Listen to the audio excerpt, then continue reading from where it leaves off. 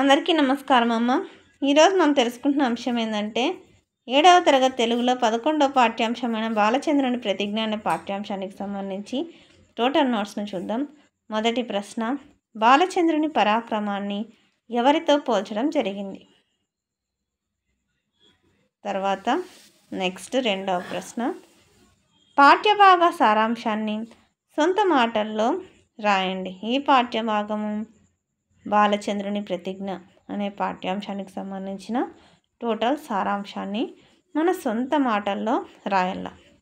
మళ్ళీ చెప్తున్నాను కొద్దనమా. ఇంకా అక్షరాలు కనుక క్లియర్ కనిపించకపోతే నెట్ క్వాలిటీ పెంచుకొని స్క్రీన్ షాట్ తీసుకోండి.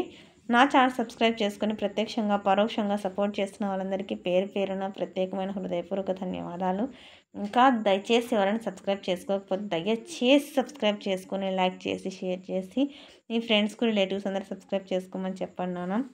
నా ఛానల్ సబ్స్క్రైబ్ చేసుకొని ప్రత్యక్షంగా పరోక్షంగా సపోర్ట్ చేసిన వాళ్ళందరికీ పేరు పేరున ప్రత్యేకమైన హృదయపూర్వక ధన్యవాదములు.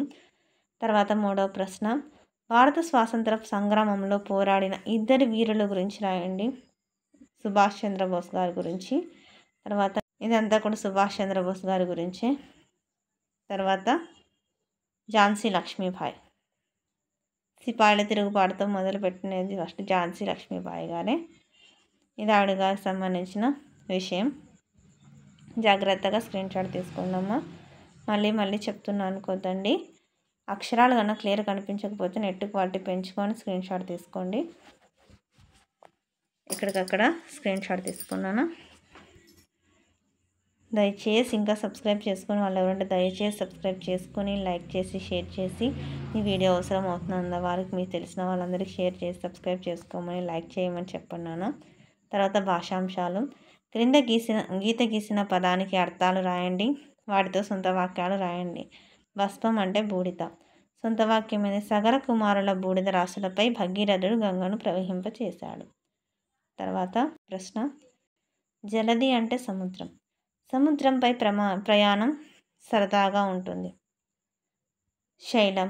శైలము అంటే కొండ. కొండలలో వేసవిలో అగ్ని రగులుతుంది. పృథ్వీ అంటే భూమి.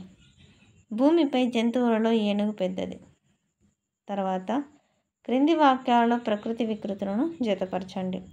పుత్రుడు అంటే బొట్టె. రాక్షసుడు అంటే రక్కసుడు. పృథ్వీ అంటే పుడమి. పశువు అంటే పశువు. తర్వాత క్రింది పదాలకు వ్యతిరేక పదాలను రాయండి. భయం అంటే నిర్భయం. న్యాయం అంటే అన్యాయం. భువి అంటే ఆకాశం. జయం అంటే అపజయం.